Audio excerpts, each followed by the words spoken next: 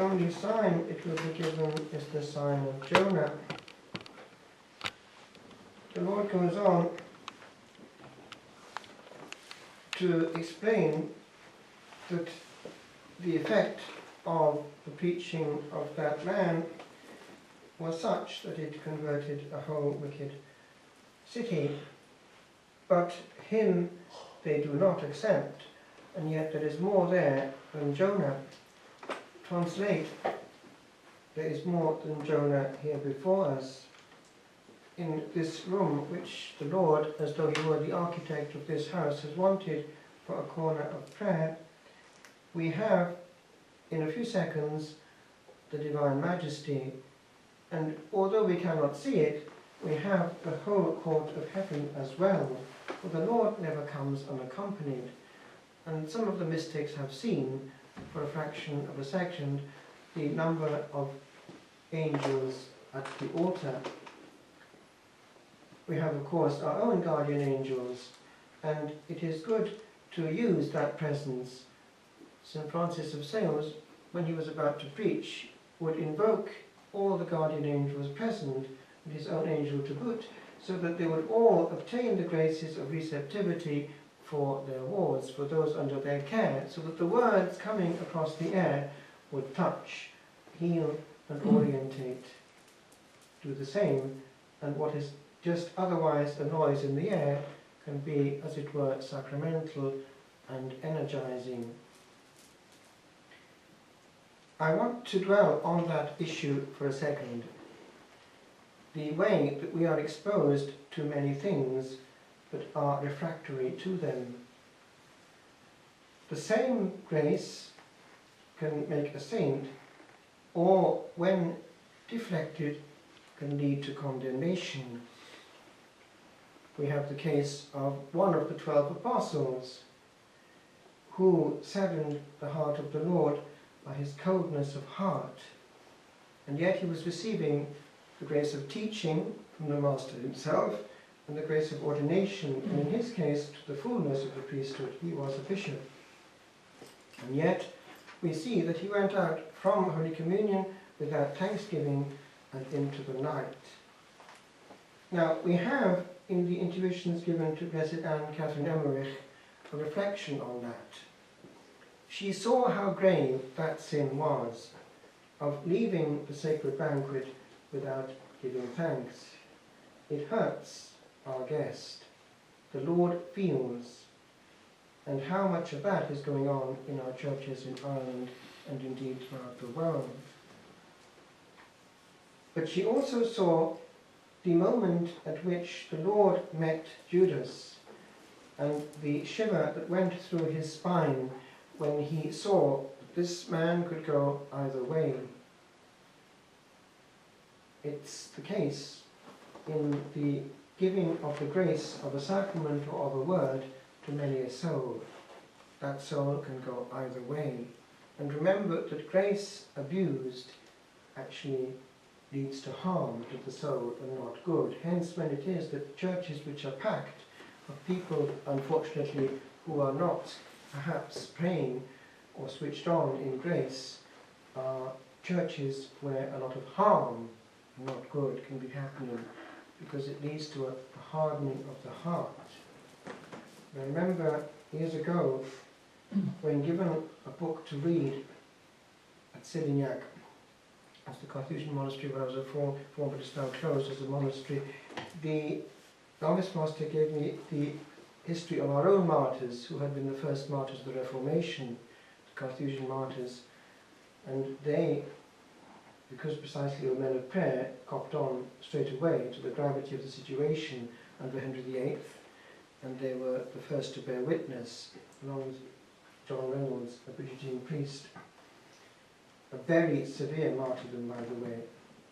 Before they even got to Tyburn, where they were hanged, drawn and quartered, they had terrible pre-martyrdom in this position. They had this iron thing, and they couldn't move a single thing, they could not do anything, any physical need, they could not answer, they were there, and yet this benefactress was handing down to them on a cord through a hole in the street bits of cheese and things for them to survive, which was only prolonging their agony.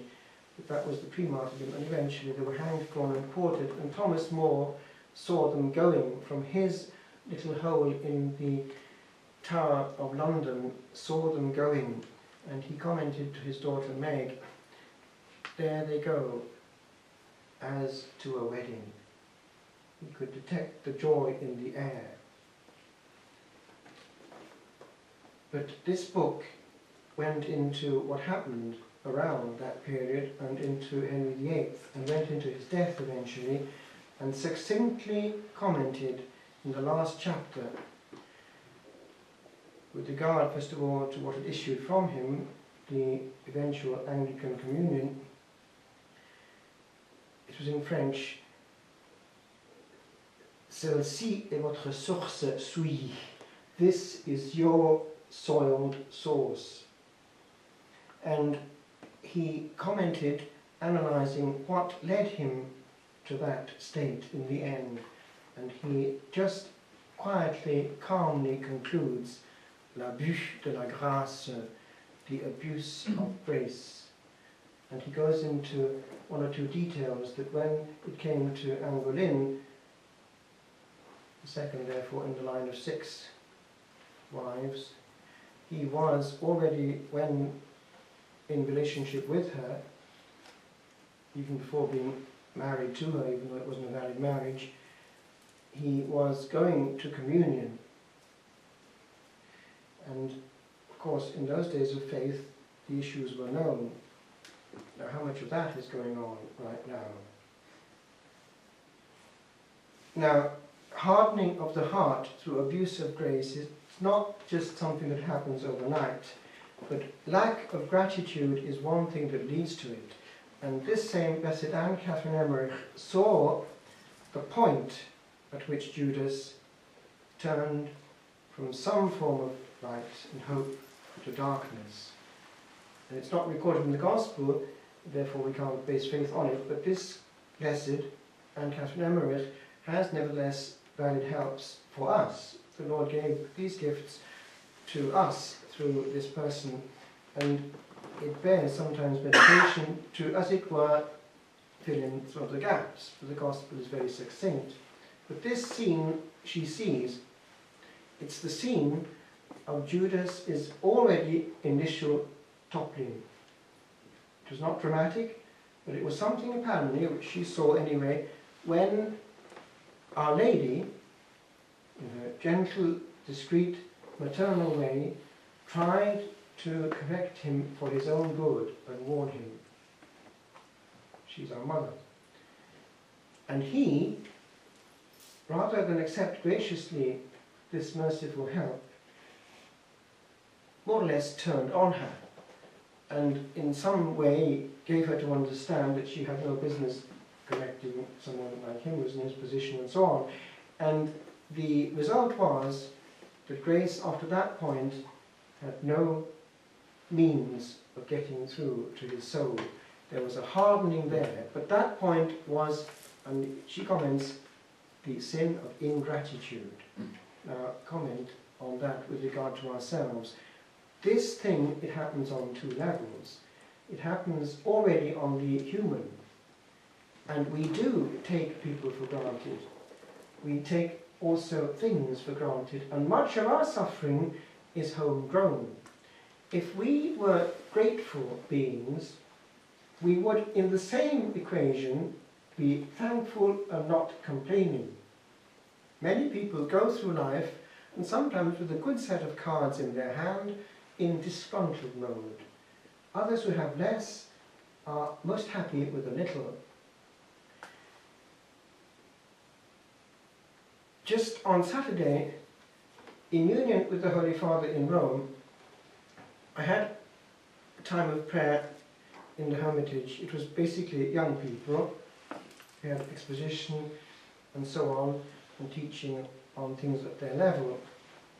And it was a good occasion. All kinds of people, actually even travelling people as well, had come.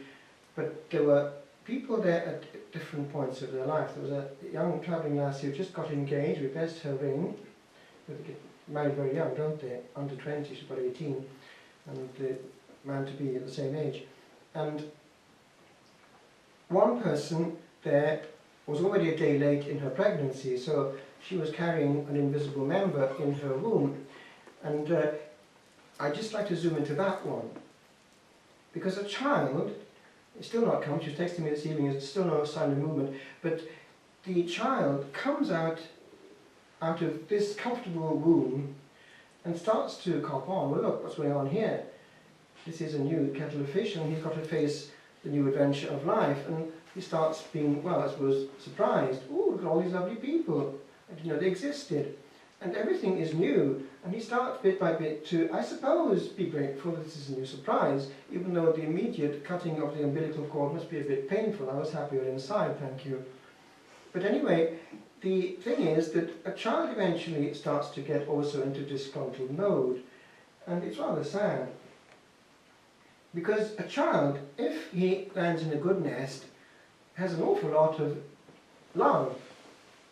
And if you hold a child, one is amazed actually at the complete trust that a little one has. I remember when in Romania some years ago, it was one Sunday afternoon, I'd gone to another convent from the convent I was helping out at, and there were little orphans there, and a nun, Sister Eugenia, was, and they'd called her Mammy, by the way, and she explained they need that. And anyway, we had these tiny little children around us, and she, because being a woman, knew what these little things were saying to themselves, and she could see and read what their reactions meant. And she whispered to me from the other end of the room, "She wants to get to you." So eventually she found a way, you see, and then found a nest on my lap, and blessedly dropped off, kind of thing. I thought, wow, this little bungle. And I thought to myself, isn't that actually angelic? And while she was there, blissfully sort of dropping off, the nun was explaining, this is actually the child of a prostitute. Now, normally these nuns would just do the initial bit and then hand them on to a safe family. But they have to get the parental consent, and the mother would not give it. So this child was stuck there in the machinery. But it was interesting, and this nun also was commenting with regard to these little children, they don't have the father figure, hence the attraction of male knees. But it's, anyway, just to cut a long story short, something which one is always aware of when one has a cuddly bungle, that these are pure trust, and they depend entirely on you. Everything, because an animal actually can do more for himself than the male, or the human child. The human child has to have everything done for it. An animal can cope pretty well pretty quickly, compared. Therefore, there's a complete dependency in the early stage. And that is, in miniature, our state with regard to the macrocosm. We depend. And we are surrounded through representative love and care by that providence of God, which is as well, and which is waiting for us to embrace us with His pure embrace, of which ours is only a pale reflection. But He's given us these pale reflections, and they're not indifferent, and He wants us to transmit His love with them. We go through our life emitting healing, emitting His embrace, and we need to do it, and not the contrary, in such a way that every human being coming in our direction feels that divine embrace, and not the contrary. And how many people are going through life emitting the contrary? Now,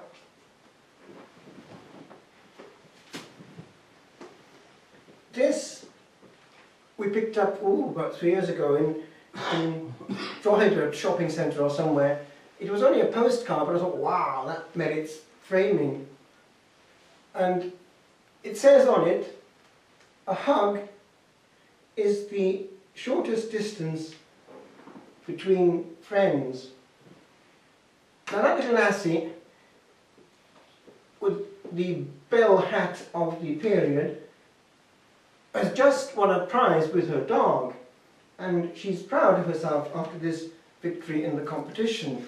We're going back to the 30s,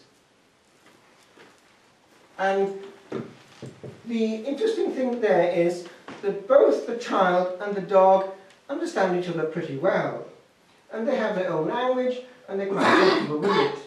Our language, therefore, transcends the barriers of the species, and we can have a genuine, in inverted commas, relationship with the higher animals. Just as I was with you, wasn't I? And there was this horse which came along, and straight away there was a relationship with that horse. It's interesting, and I had them in the garden behind. Horses actually do respond. And they have almost a sense, this person means goodness, I can trust him. And the dogs particularly do form a genuine relationship. Not far from where we live in Wales, there is Beirdd Gelert. As well as being an ancient monastic site, going back to Celtic times, and now still a place of prayer, it's also a place where even a Latin author chronicles the story, way back. Gelert, Gelertus, he has it in Latin, but it was a dog. Beirdd means grave. And if you go to visit that grave, you see chiseled in the stone the story, which is true because it goes right back to, and there's no smoke without fire. You put a grave and there's a reason for it, especially if it's a dog. And the story is this. The squire of the area had a child, and he was keen on hunting. And he wanted to go on this hunt this day, and off he went with himself on his horse. But he had a faithful dog, Gelertus, and he knew that the dog would look after the child well enough. He had all the instincts of a good carer. So off he went quite peacefully. And he got back, and he was horrified. He saw blood all over the place. Blood, and he even saw blood on the jaws of the dog. He could not believe his eyes. In a fit of fury, because he couldn't find the child anywhere in the house and only saw the blood on the jaws of the dog, he shot the dog. And he'd hardly done so, then he heard behind. The child had been saved by the dog from the wolf. And so he buried him in honour, and that honour is still given to the faithful companion of man, perhaps until the end of Welsh history. Even the name of the place, Gelert's grave, is there. When a child is quietly resting, one does not need to talk or do much. I remember one time, because I used to spend the holidays sometimes on the farm. My father was a farmer's son and his brother carried on the farming. And on a Sunday afternoon, I might just drop off on Uncle Marion's knee. It was very comfortable there. But there's complete trust there. And one does not need to say an awful lot. But that is very important, to be able to rest upon a person. St. Norbert, the founder of the Norbertines, had, according to his story, which is true because it goes right back to the original sources, St. Evermode. He's also one of the Norbertine saints, Evermode, and it pleased him to rest upon Evermode's soul. That's a powerful expression, to rest upon the soul of. And that is something very precious if we go through life not having to rest physically on a person's lap, but on the person's soul. It is a safeguard against solitude in the cosmos. To be cared for and, as they say in Italian, wanted well to. That's the way they put it. Ti voglio bene, I wish you well, but it's far more powerful. To wish the profound good of someone else, to the extent that one loves that person into being and does not leave that person alone.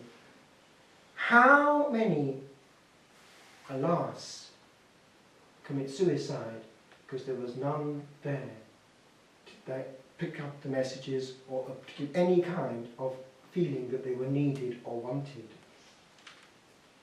I will just conclude. This all started from the question of the way that we receive what is there, our gratitude. Gratitude to people in this case, but the same can happen with the Lord. We need to find that rest, e.g. in adoration, to feel that He's actually directly the source of what we only have a reflection of. If we have that rest in this world on a person, what is it to rest our heart, our ears, our head on the bosom of the Lord, like St. John, who was the complete opposite of Judah at the Last Supper? That is our posture. In my hermitage I have a little picture done by Sister Martha, this kind of fresco thing done in chalk actually in my refectory where I eat. It's just that. It's the Last Supper, and you've got John blissfully, like that child, on the bosom of the Lord. Every day reminding me that's all you've got to do. And when we're in that mode, the slightest word reverberates. As when you're with a person in quietude, not saying lots of empty things all the time, but one word goes a long way. So too with the Lord, not cluttering our holy hour with too many words, but waiting for one word from Him. It's quite different. Which brings me to where I want to land and finish. The effect of the word. You're listening right now. A preacher knows who's listening, who's not listening. And one of the saddest things that can meet a preacher's eye is to look around in an assembly and to see fidgeting, to see people indicating by their body language that all they want to do is get away.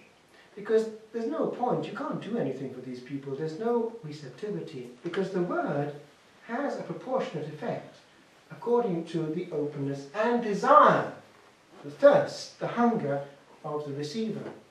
Therefore, one word from a receiving, a mendicant soul is enough. You preach the greatest truths to somebody who's not interested, and it's no use whatsoever. We're back to this refractory thing. Grace finding hardness of heart. I leave you with these thoughts, my friends, because it's kind of important stuff. And I'll just maybe finish with a quote that out of the blue came to me today. Pat came with these wonderful things from Medjugorje, which we're going to bless now at the offertory, and one set of them we'll use. Thanks so much. But he also, out of the blue, came out with this. It's interesting. It's really easy to understand. It says it all. No time. In other words, this refractory thing, I've got more important things. But it's not Shakespeare, but it says it all. I knelt to pray, but not too long. I had too much to do. Must hurry off and get to work, for bills would soon be due. All through the day I had no time to speak a word of cheer.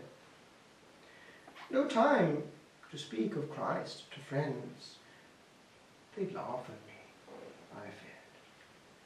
No time! No time. Too much to do. That was my constant cry.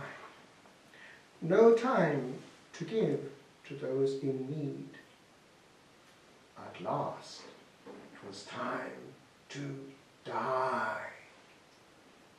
And when before the Lord I came, I stood with downcast eyes. Within his hands he held a book. It was the book of life. God looked into his book and said, your name I cannot find. I once was going to write it down, but never found the time.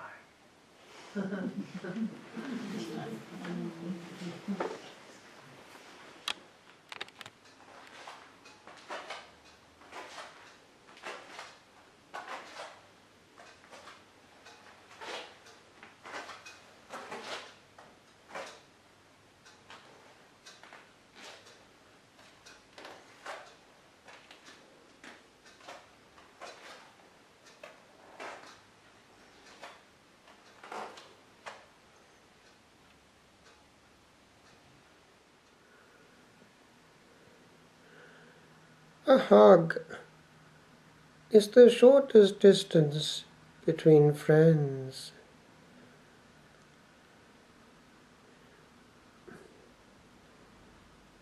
What 'tis to hold and hold a little child that nestles in the rest of soft pressed arms. What 'tis to fondle well the bundle mild, whose wildness oft a softer wildness calms. What 'tis to circle all the wide, wide world of but a little man. What 'tis to know that soul can hold a soul, ere it be hurled upon a journey long where problems grow. 'Tis to behold with eyelids tightly sealed the fairness of the all, for members small bespeak the arms that made us, and revealed was more by silence than by oft a call to heat of bliss, swift mangled by its pull, to fullness of high pressing, hard and dull.